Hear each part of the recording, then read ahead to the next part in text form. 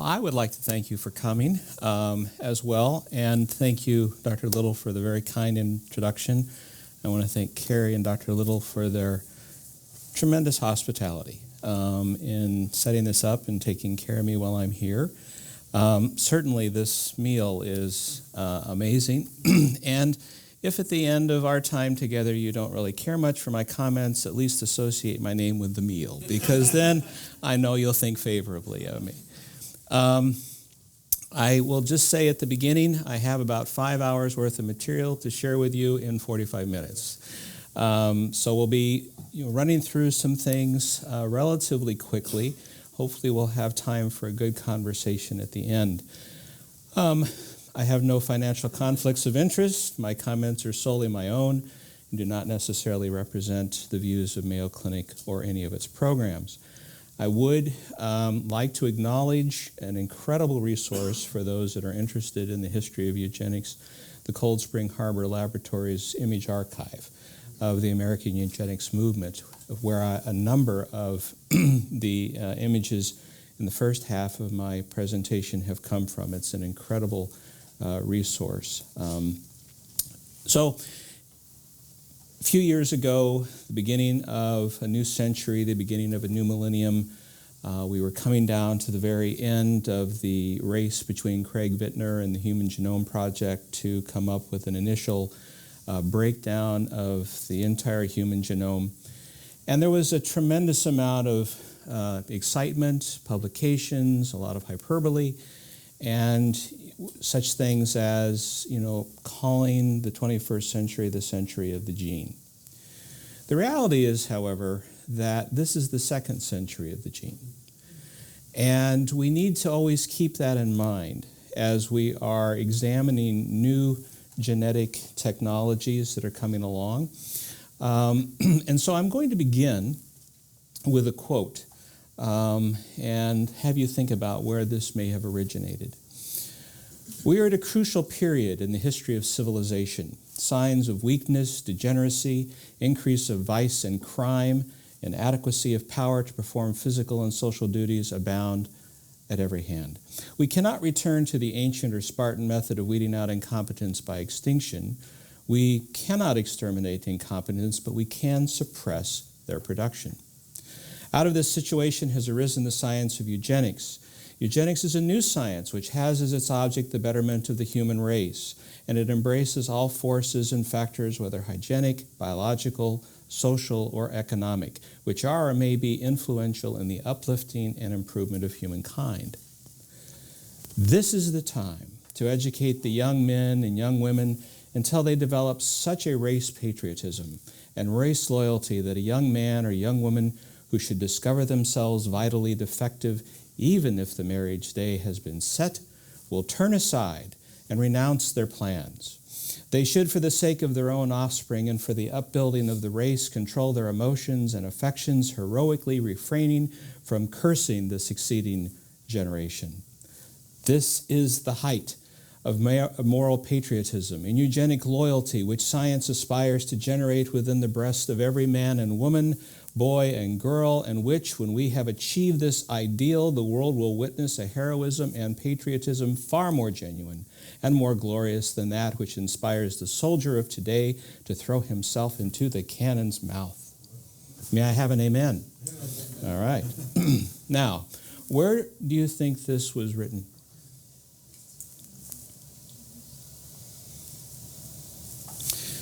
Well, Germany? Yeah, Hitler, possibly. Certainly, one might wonder about that. It actually was an American publication. This was, I think, the 17th printing or edition. My version, from which I got the quote, dates to 1927. It was based upon materials from a Dr. Robert Leslie of the United States Public Health Service. And it was not alone. It was one of many texts, all again proclaiming the glories of eugenics, this one even dating earlier to 1914. The contemporary equivalent would be when friends are getting married or something, and you get them what to expect when you're expecting, or Wheat's marriage book or something of the kind. this was the equivalent. And it was all strongly promoting eugenic ideals. And the first thing I want as a takeaway point for you to remember is that eugenics was not a creation of National Socialist thinking.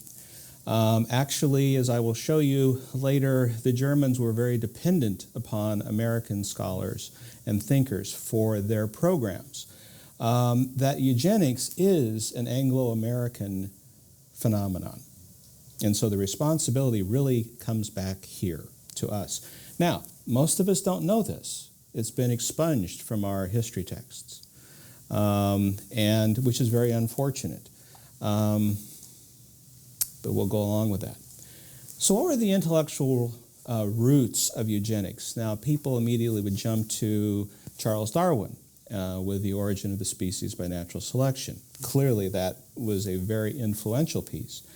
And then you have to couple with that the findings in 1865 of Gregor Mendel in the actual mechanism of the transmission of various traits and tendencies.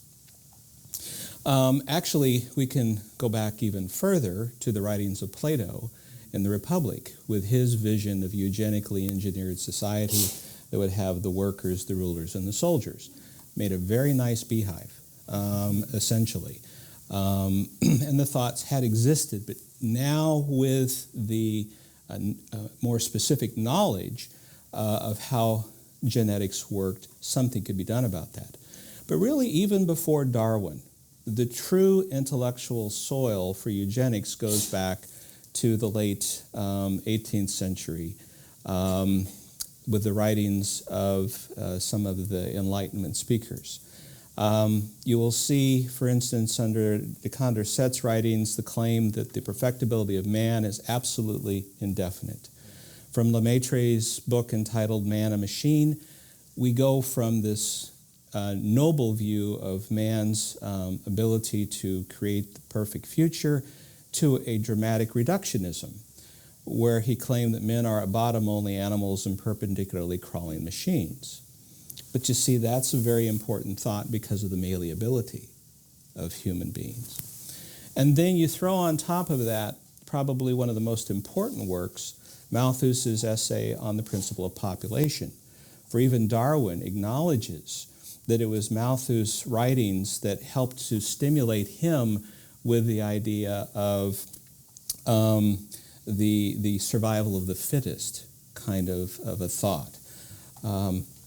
A few years later, though, it was a cousin of Darwin, Francis Galton, who gave this idea a language.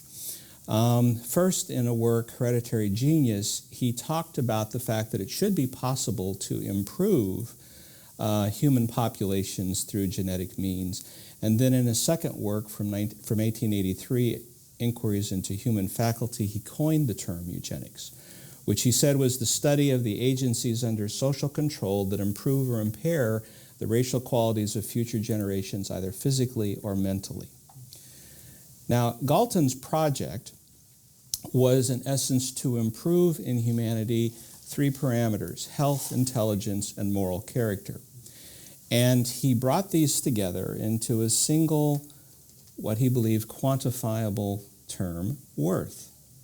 We're going to judge the worth of our fellow human beings. And he was concerned that what we were seeing in society at the time was not natural eugenics, not a movement toward improving the human race, but rather because society was increasing lifespans, allowing more individuals to live to reproductive age, that we were actually propagating the unfit. And he called this trend dysgenics. He articulated this in Macmillan's magazine at the era at the end of the Civil War in our timing. One of the effects of civilization is to diminish the vigor of the application of the law of natural selection. It preserves weakly lives that would have perished in more barbarous lands. The result is that the more talented were choosing to have fewer children, but the less talented were populating like bunnies. And the chief culprits of this dysgenic trend were Christianity, with its ridiculous notions of compassion and the contention that all human beings are equal before and equally loved by God, and modern medicine, which was making enough progress at that time to be keeping people alive longer. So the solution to this dysgenesis was a two-pronged program. First, there was the positive eugenics half, which would entail strategies to get the desirables to increase their fertility and reproduction. And so you would establish eugenic societies that would educate, collect pedigrees of worthy families to serve as examples, to provide financial assistance for these folks to have children, and to make the desirables clearly aware that it was their ethical duty to have more children. So in essence, positive eugenics involved educate, indoctrinate, identify, and assist. Then there is the other prong, the negative eugenics, which would involve discouraging or preventing the undesirables from reproducing. Now, because the undesirables were viewed as of low intelligence and low moral character, he did not believe that educational means and so on would be sufficient to keep them from reproducing, and therefore, quote, stern compulsion ought to be exerted to prevent the free propagation of the stock of those who are seriously afflicted by lunacy, feeble-mindedness, habitual criminality, and pauperism. Now, as we shall see, that stern compulsion expressed itself in forced sterilization policies. Now, it's interesting to note that at the time the Galton was conceiving of these things, there were American projects that, not calling it eugenics necessarily, were already beginning to have the same thought. And we can look to the Oneida colony as an example of that. They claimed that between 1869 and 1879, they had produced 58 sterpicults, which is another way of saying children, but genetically desirable children, who then could be tested, and they invited people in to examine their children to confirm their intelligence, their physical prowess, and other characteristics. Now, of course, we should be asking certain questions as you go along in this way and say, don't you think that perhaps children being raised in a colony of utopians might have some cultural influences on their behavior and their education and things of that nature? So, but anyway, as we shall see, nurture versus nature was highly confused in the early years of eugenics. Moving a little bit forward to the beginning of the 20th century, we had the creation of the Eugenics Record Office in Cold Spring Harbor, which was led by Charles Davenport. His primary partner in crime was, oh my goodness, I don't know why we're not pulling up those images, but Dr. Harry Laughlin, who was the ERO's superintendent, and Laughlin's job was to create model sterilization legislation and other forms of model legislation. His Model Sterilization Act of 1926 was taken paragraph by paragraph, almost verbatim, in the 1933 German Erbsgesundheitsrecht, which was the new German regime's eugenics forced sterilization policy. To acknowledge their dependence upon these Yankees' contributions, the University of Heidelberg gave Mr. Laughlin an honorary doctorate. The third member of the triumvirate was Henry Herbert Goddard, who was the originator of IQ testing in the United States, which originated for purely eugenic purposes. And it's interesting to go back and look at some of the newspapers and publications at the time. One of the jobs of eugenics was to then grade individuals. We grew up using these terms as typical words of aspersion, but these were actual criteria, each indicating a certain level of mental proficiency or disability, if you want to look at it, down the stairs.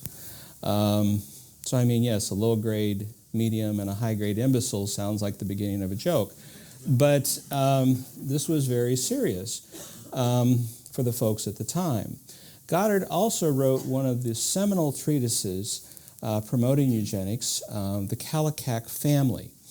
And the story goes, Goddard and his team were claiming that they had followed the family tree of this group of folks called the Kallikaks.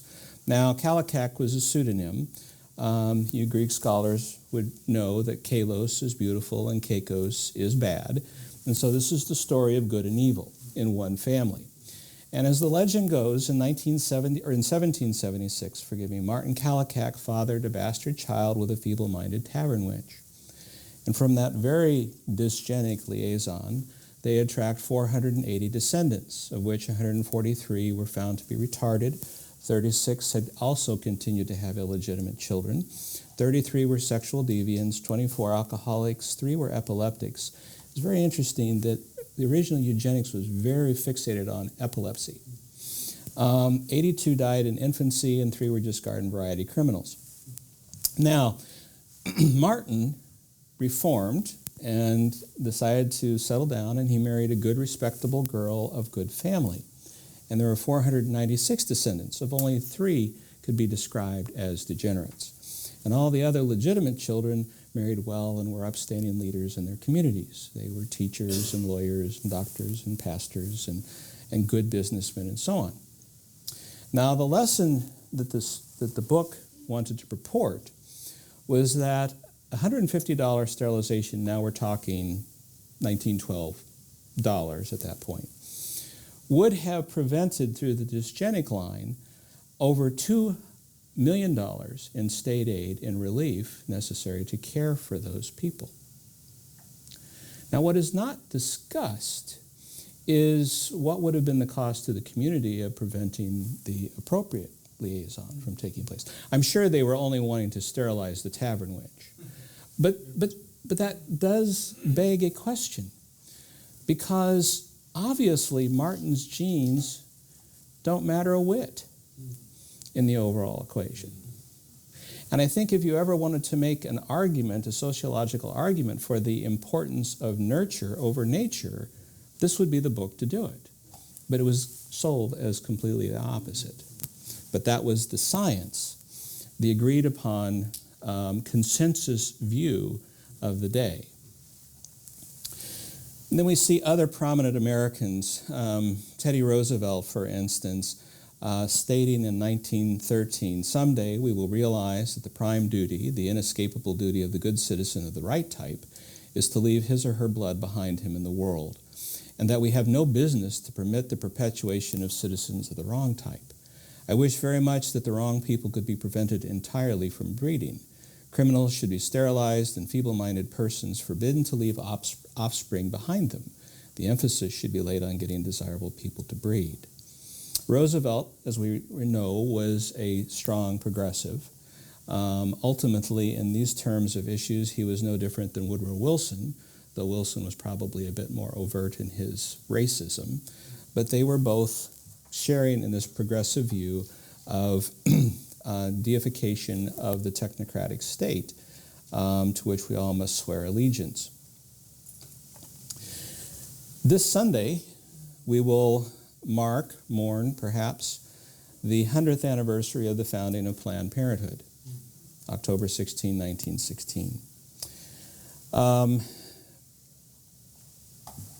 Margaret Sanger was a very radical eugenicist. She was a Rockefeller grantee. She was fiercely opposed to charity, advocating that the cold and the hungry should be left without help so that they could be weeded out. She referred to the lower classes as human waste and Whigs to be exterminated. She wrote in a book or an article, "Women in the New Race, the most merciful thing that the large family does to one of its infant members is to kill it." And this quote on the slide is from The Pivot of Civilization. This degeneration has already begun. Eugenists demonstrate that 2/3 of our manhood of military age are physically too unfit to shoulder a rifle, that the feeble-minded, the syphilitic, the irresponsible, the defective breed unhindered, that society at large is breeding an ever-increasing army of undersized, stunted, and dehumanized slaves, that the vicious cycle of mental and physical defect, delinquency, and beggary is encouraged by the unseen and unthinking sentimentality of our age to populate asylum, hospital, and prison. The academy was also taken by eugenics beliefs. The presidents of Harvard and Yale were prominent eugenicists. Irving Fisher stated in the Second National Congress on Race Betterment, quote, "Gentlemen and ladies, you have not any idea, unless you have studied this subject mathematically, how rapidly we could exterminate this contamination if we really got to it, and how rapidly the contamination goes on if we do not get at it." Our major philanthropic organizations, Carnegie, Rockefeller, Kellogg, were all in their various ways supporting major eugenic projects.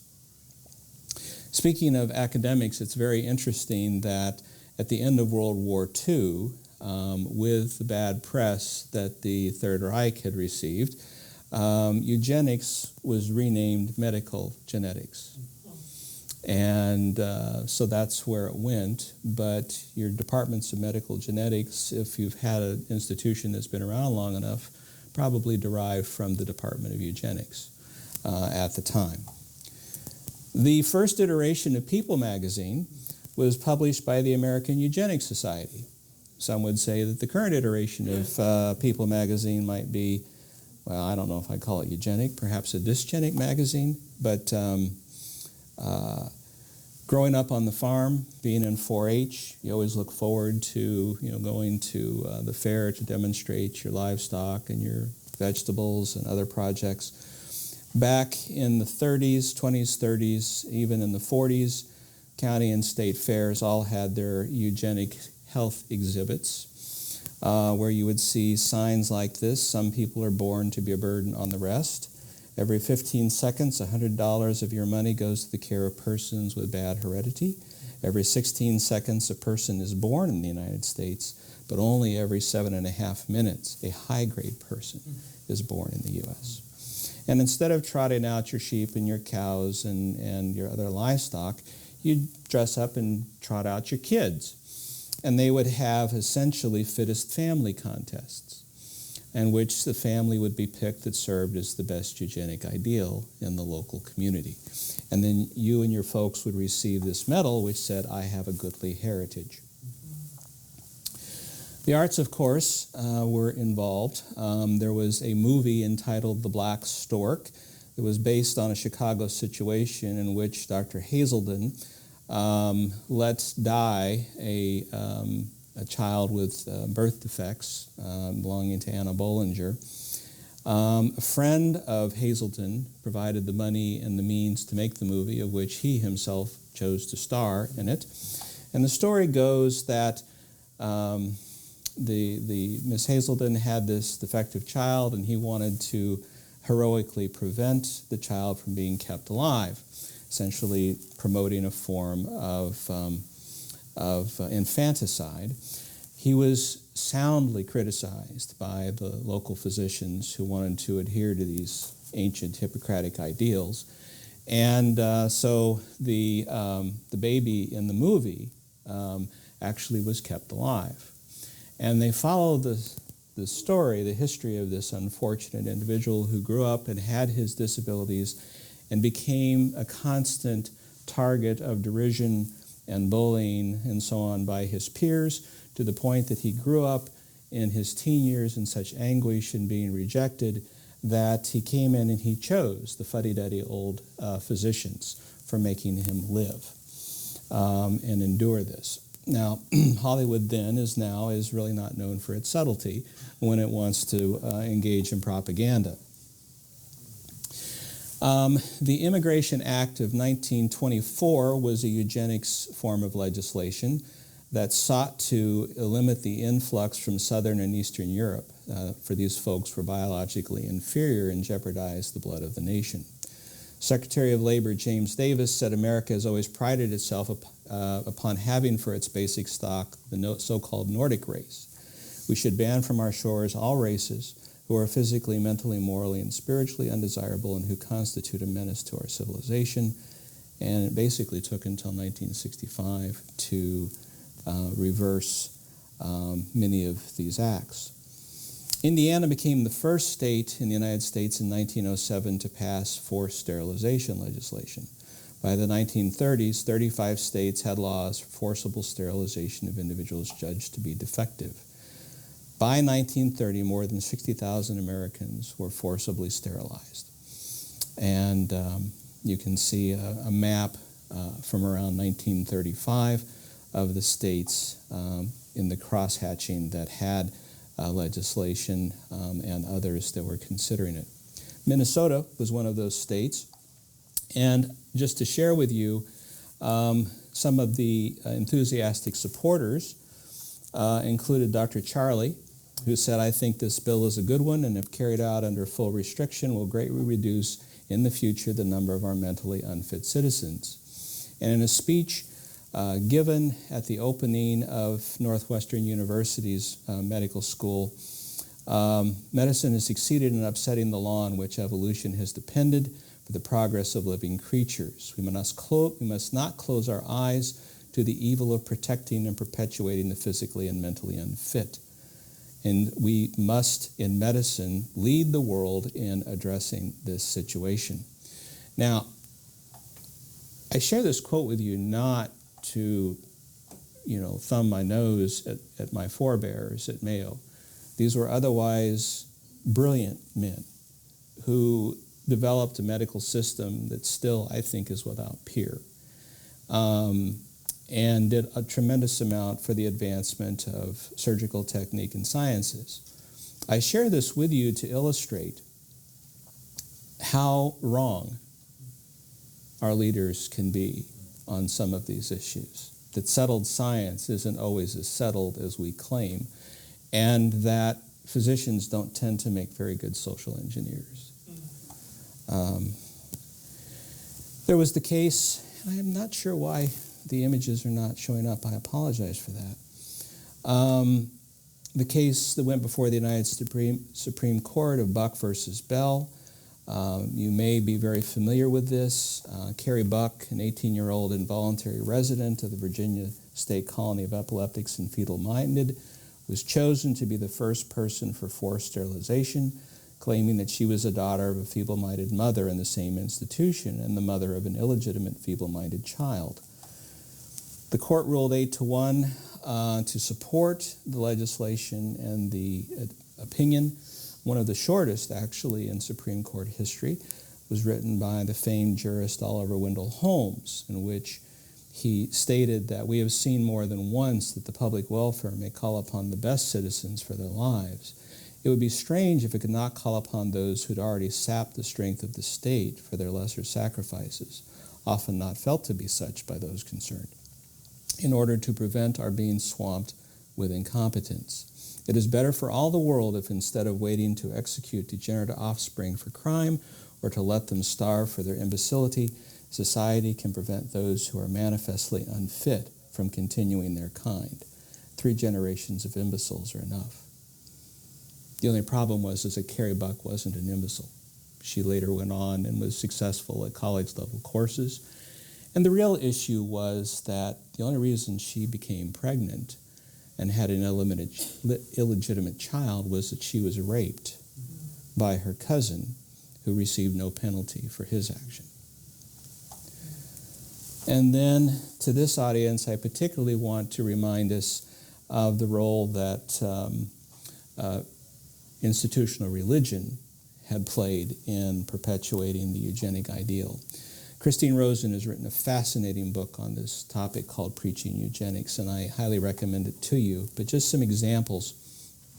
In 1912, the very Reverend Walter Sumner refused to marry individuals who did not present proof of a physician's inspection and certification that both members of the couple were normal physically and mentally and have neither an incurable nor communicable disease.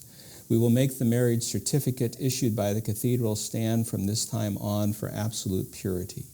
We seek to protect the integrity, sanctity, and future health of the home by joining in matrimony only those who are fit to propagate a normal race. And we see leaders in other mainstream denominations, the Presbyterian Church in the USA, talking about their participation in fostering wholesome eugenics.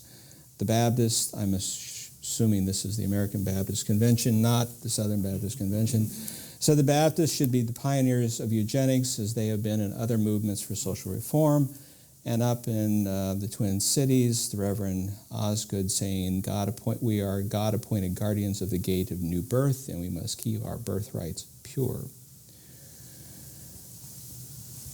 A very important influencer on this was Reverend Harry Fosdick at Riverside Church. You recall the Rockefeller Foundation, which built Riverside, were very strong eugenicists. Fosdick was known for his war on Orthodox and biblical Christianity. He was a member of the American Eugenics Society. But he said in the famous sermon, "Shall the Fundamentalists Win?" few matters are more pressingly important than the application to our social problems of such well-established information in the realm of eugenics. The AES also sponsored eugenic sermon contests. My favorite was this one from Reverend Charles Connolly of Rockford, Illinois, and his understanding of the Good Samaritan. Interesting in light of the picture that adorns us here. He said that if the Good Samaritan lived now with what we know about eugenics, he would, number one, have provided better policing and lighting of the road, but most importantly, now with eugenics, he would know that his duty was to prevent those thieves from ever having been born in the first place. Well, moving into the current era, we thought, at the end of World War II, the destruction of Nazi Germany, the story was over. And we would never see a statement like this again from Mein Kampf. Whoever is not bodily and spiritually healthy and worthy shall not have the right to pass on his suffering in the body of his children. And yet, just a few decades later, President of the AAAS, Bentley Glass, wrote in his presidential address from 1971, "No parent will have the right to burden society with a malformed or mentally incompetent child." Twice Nobel recipient Linus Pauling was very concerned about the dysgenic trends that he saw going forward. In fact, he suggested that carriers of sickle cell anemia, these are the non-affected clinically individuals but carry the gene, these carriers should be branded on their forehead to warn prospective mates of the genetic peril that lay therein. He also said that carriers of cystic fibrosis who have children add to the amount of human suffering and should feel guilty for their actions. Nobel laureate William Shockley, who contributed to the development of the transistor, wanted to propose that everyone with an IQ of less than 100 be offered a payment to be sterilized. Nobel laureate Joshua Lederberg at Stanford was more interested in using genetic engineering over traditional eugenic means. Then in 1978, we had the birth of Louise Brown, the first successful birth using in vitro fertilization technologies. The creator of IVF, and also a Nobel laureate, Robert G. Edwards, was a very prominent eugenicist. In fact, he later even stated that he was interested in developing IVF as a eugenic tool. He said that IVF was actually about more than infertility. I wanted to find out exactly who was in charge, whether it was God himself or whether it was the scientists in the laboratory. In his conclusion, it was us. In 1999, he stated, "Soon it will be a sin for parents to have a child that carries the heavy burden of genetic disease. We are entering a world where we have to consider the quality of our children." And in 2005, at a conference on in vitro fertilization, he advocated the use of pre-implantation genetic diagnosis on every embryo that was to be transferred to a uterus and only allowing normal embryos, genetically normal embryos, to be implanted. As a social movement, we can look to Lee Yu of Singapore, who introduced tax rebates for children and a state-sponsored dating agency for college graduates to improve the quality of the race in Singapore. I can confirm the dating agency really did exist because friends of mine physicians who grew up in Singapore were approached to participate in the program. We have China's one-child policy, which is ostensibly for population control, but the Chinese were very interested in eugenics. They even have a named eugenic law of 1994 in which abortions would literally be physically forced on women whose mate or from her own family were thought to carry genetic disease. And before she passed away, Dorothy Wirtz did a worldwide survey of genetics counselors. Now, in genetics, we, in the United States and Canada and Britain, try to uphold what's called the non-directiveness policy, that when you engage in genetics counseling, you provide the objective information. Do you have the gene? Do you not have the gene? Or do you have a likelihood of having the gene? And what are the consequences of that? How might it express itself? What's the wide variety of phenotypic expression which may accompany some genes? And yet you can see in much of the rest of the world, they do not adhere to this. They believe it is their role to tell people you should not have children, period. In 2002, Goddardson tried to do an analysis that if we could eugenically increase the average IQ in the population by 1 or 2 points, look at all the potential benefits to the economy and in our society that would accrue from this. And again, what's notably absent is the consideration, well, what if there aren't jobs? What if the economy is horrible? You can have all sorts of qualified people with higher IQs and still not necessarily be able to accomplish the ends that are being promised. But this is the thought that, again, is still with us. And some of our leading bioethicists, Alan Buchanan, Dan Brock, Norm Daniels, who's a Rawlsian, and Dan Wickler, in their book From Chance to Choice, have resurrected the old German terminology of the Lebenswerten Leben, the lives unworthy of living, which was used to justify the writings of Binding and Host in 1920 for state-sponsored euthanasia. And they are against the non-directiveness policy in genetics counseling. Our analysis shows that in cases of both wrongful life and wrongful disability, the non-directiveness norm is morally problematic. Just as non-directiveness about those cases of child abuse and neglect would be indefensible, so too is non-directiveness about genetic transmission of comparable harmful conditions. Non-directiveness is indefensible as an inflexible and systematic norm to guide all genetic counseling. Now, to give you a little bit more insight into the technocratic mindset of these individuals, I'll take you to a speech that Dan Brock gave at the University of Rhode Island, in which he stated, "Our notion of how good a person's life is not fully determined by their own subjective self-assessment." It's nice to know that you don't know if you have a good life or not, but thank goodness we have Dr. Brock to inform us of that state. And said, preventing a severe disability is not for the sake of the child who will have it, rather it is for the sake of less suffering and loss of opportunity in the world at large. America's bioethicist Art Kaplan can't seem to think that there's anything wrong with eugenics. He said it is difficult to argue in a world which tolerates the creation of homogeneity through the parental selection of schools, music lessons, religious training, or summer camps that only environmentally engineered homogeneity is morally licit. No moral principle seems to provide sufficient reason to condemn individual eugenic goals. Now, while individual decisions can have negative collective consequences, it's not clear that it is any less ethical to allow the selection of genetic traits than it is to permit them to teach their children the values of a particular religion. Good case for your critical thinking class, Larry. So this is clearly a category mistake of the most blatant kind.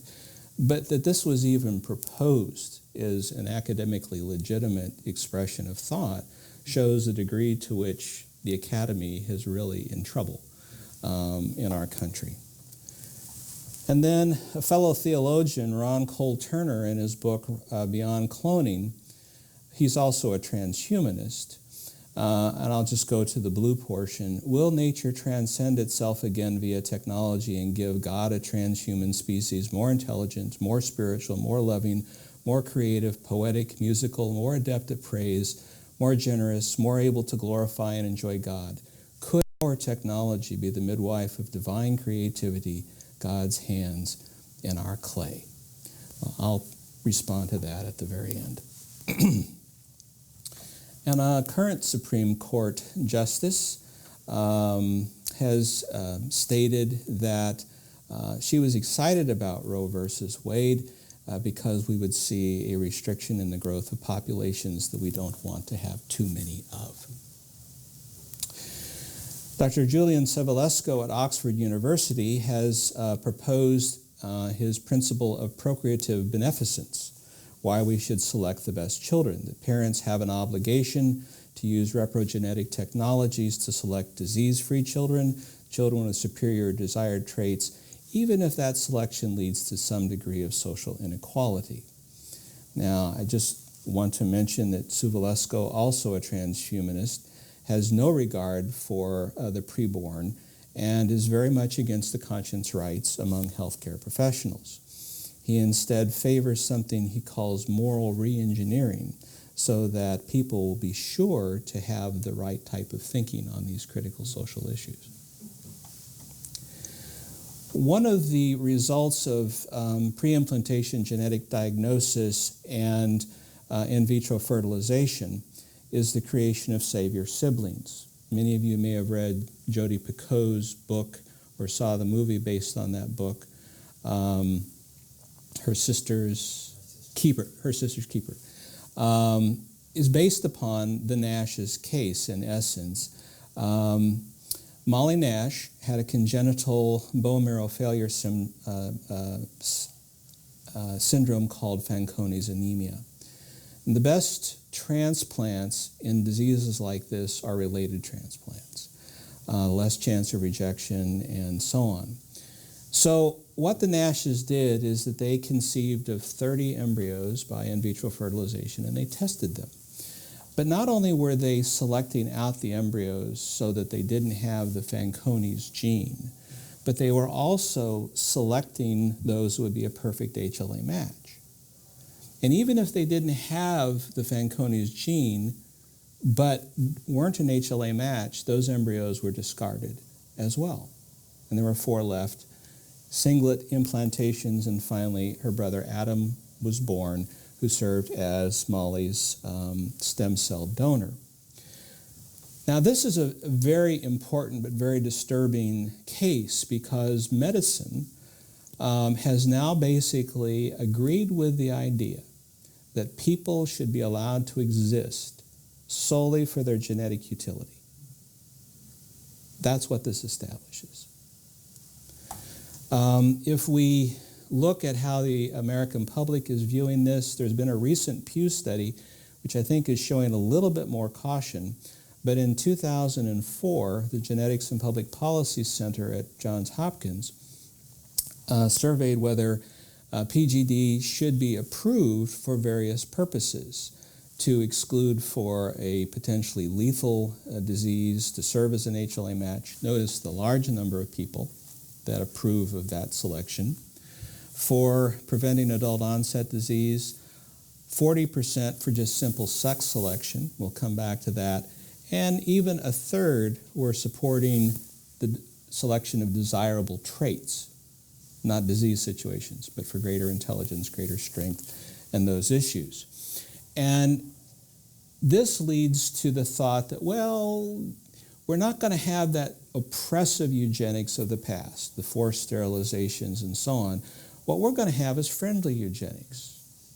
We'll call it laissez-faire eugenics, the eugenics of the marketplace. We'll just let parents choose, and if everyone's choosing to their own thing, what could possibly go wrong? So that's the basic idea. Well, let's look at sex selection. You can go online and you can go to the Prenatal Genetics Center, you can go to Pink or Blue, you can go to Easy DNA, and you can test non-invasively for the gender of your child. And of course, you can abort if it's not the right gender. And this has now been developed down to the point where a blood test, maternal blood test, is able to detect the fetal DNA as early as 6 weeks. So the woman barely has missed her first period and knows that she may be pregnant, and we're able to determine the gender of the child. The result of this, however, on a worldwide phenomenon, has been gendercide.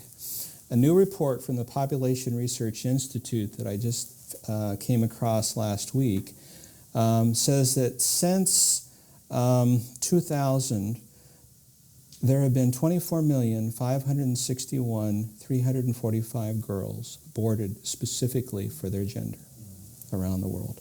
That accounts to around 1.6 million per year and 4,500 a day. The highest rates are in India, where they have now been left with a 112 to 100 male to female ratio, China 115 to 100, and Pakistan 109 to 100. We've gone beyond just sex determination in our peripheral blood testing. We now have non-invasive tests detecting for the trisomies. Trisomy 21 is the setup for Down syndrome, trisomy 18 for Edwards, and trisomy 13 for Patau's. Patau's and Edwards are much more serious disabilities than Down's. Patau's is almost uniformly lethal within the first few years. But the main use, those are extraordinarily rare conditions. Down's is not that uncommon. And there was a recent report last year of one of these cell-free peripheral blood analyses where there's been a very high degree of sensitivity and specificity, but there are still false positives. And taking tests like this, the Brits have said that this new test could save the state thousands to millions of dollars if we eliminate all these Down's children. Moving on to some of the other problems with this genetic information is this profound genetic reductionism, that we are really nothing more than our genetic constitution. Walter Gilbert, one of the founders of the Human Genome Project, said, knowing the complete human genome, we will know what it means to be human. Well, the consequence of that kind of thinking is illustrated in this cartoon. My genome made me do it. Because everything comes down to our genes, including our behavioral predispositions. In this election year, we can be comforted by articles like this: are political orientations genetically transmitted, and is there a liberal gene? All I can say is, based upon the primary election results, we are in a dysgenic trend in our society. But that aside, I actually like what Robert Proctor has stated. The genome is not the very essence of what it means to be human any more than sheet music is the essence of a concert performance. That having been said, that doesn't prevent various entrepreneurs from trying to sell the eggs of women. This was a scheme from the 2000s in which eggs were harvested from fashion models and then potentially sold. Now, I don't know if there was a disclaimer on there that said, yes, your child may be beautiful, but prone to fits of distemper and narcissistic behavior and a variety of other things. Not to be outdone, in the era of the smartphone, in England now, you can download an app and you can see on the subway walls, find your perfect match. And you can get this app that will allow you to pick the type that you want, and the sperm can be delivered by mail. And you can take that to your local gynecologist and be inseminated that way to have the child of your dreams. To this, Philip Kitcher, I think, wisely said, individual choices are not made in a social vacuum. Laissez-Faire Eugenics is in danger of retaining the most disturbing aspect of its historical predecessors, the tendency to try to transform the population in a particular direction, not to avoid suffering, but to reflect a set of social values. So then we come here to the issue of genetic engineering. Now, up until recently, gene therapy was based upon delivering the desired gene into the body through a variety of vectors, and many of these were viruses. There has been work to develop nanotools to do the same thing. But there have been issues with this. The success of the implantation of the gene, the immunological acceptance of the vector and the foreign gene, and some have certainly died as a consequence of profound immunological reactions to the vector itself. While there were some successful treatment of inherited bone marrow failure disorders, the children who benefited from that temporarily had a significantly increase of developing acute leukemia down the road, thought also possibly related to the viral vector. And so recently the word on everyone's lips is CRISPR-Cas9, which is ushering in a new era of genetic engineering that is safer, that is more specific, and thus quite successful.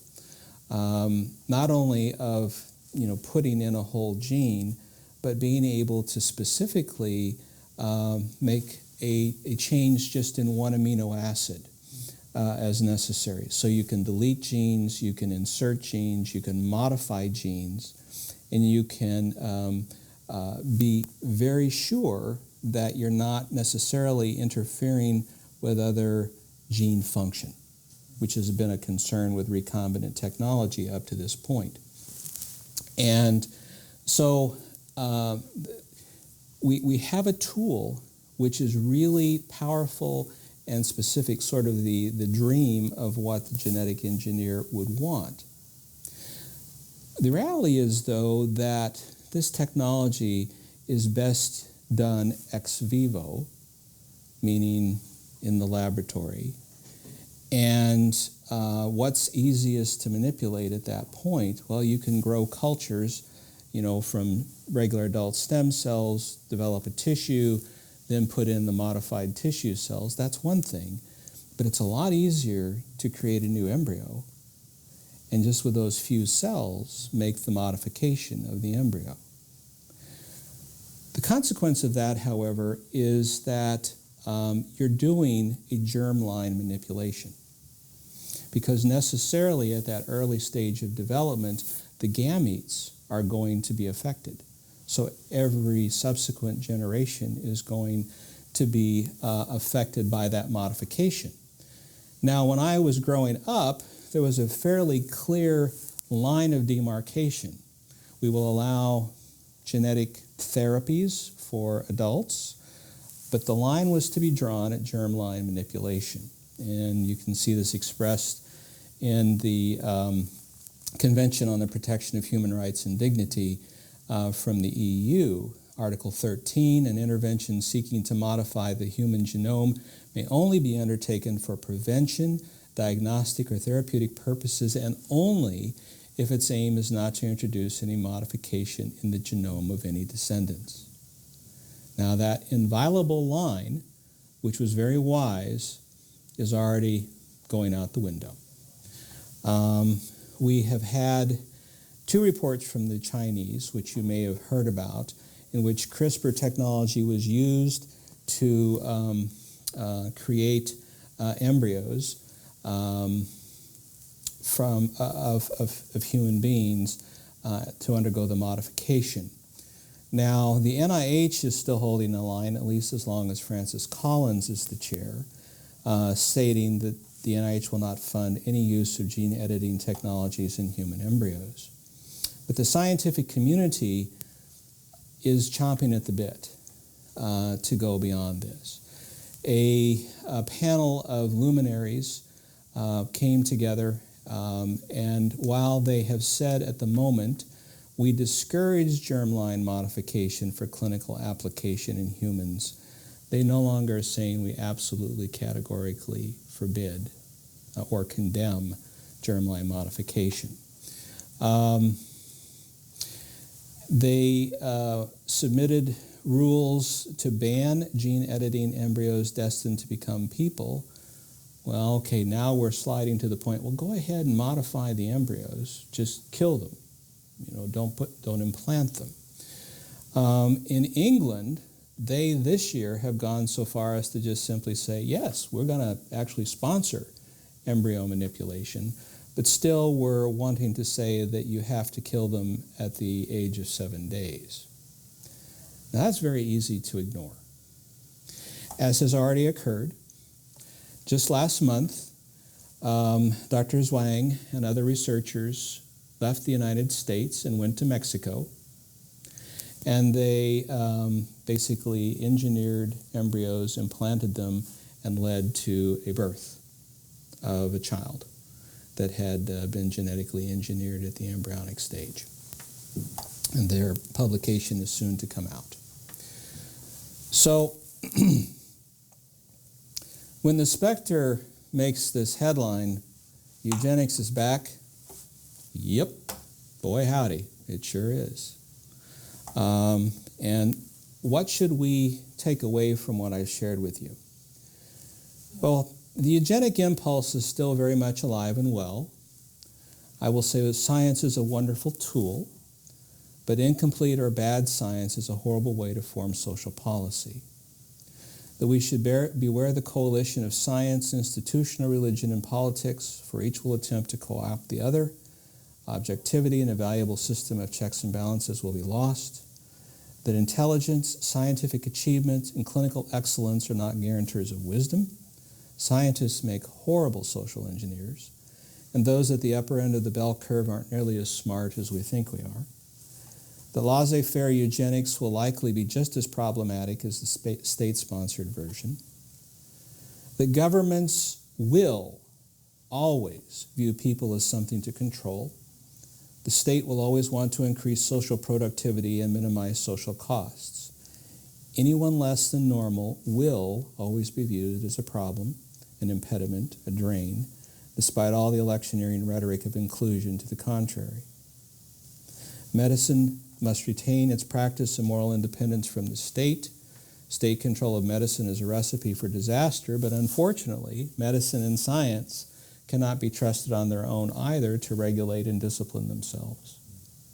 Most importantly, medicine cannot fix humanity, and neither can the state. In responding to Ron Cole Turner's statement, no technology isn't going to offer to God a better human being. 2 Corinthians 3:18 says, and we are being transformed into his likeness with ever-increasing glory, which comes from the Lord, who is the Spirit. And in Romans 8:29, we read, for those who he foreknew, he also predestined to be conformed to the image of his Son, in order that we might be the firstborn among many brothers. That's the definition of human perfection. No science, no genetic manipulation, no transhumanist intervention is ever going to be able to achieve that. And we delude ourselves if we think otherwise. Humankind's utopian aspirations usually create more ill than good, for any so-called new man will be driven by the old man's weaknesses and temptations. Collective centralized power cannot escape our sinful nature and motivations. And unfortunately, great harm can be done in the name of good and compassion. And so with that, I simply ask us, let us pray. Heavenly Father, we thank you for the wonder of your world and your creation. Thank you that you have given us the opportunity to see the genius in everything that you have done. We are sorry that our sin has blemished this in such terrible ways, but we are grateful that you have provided the means for redemption, the means for salvation, and the hope of a better future which you have made, not left to our own foolish and selfish desires. Please help us who are in the role of teachers, thinkers, healers,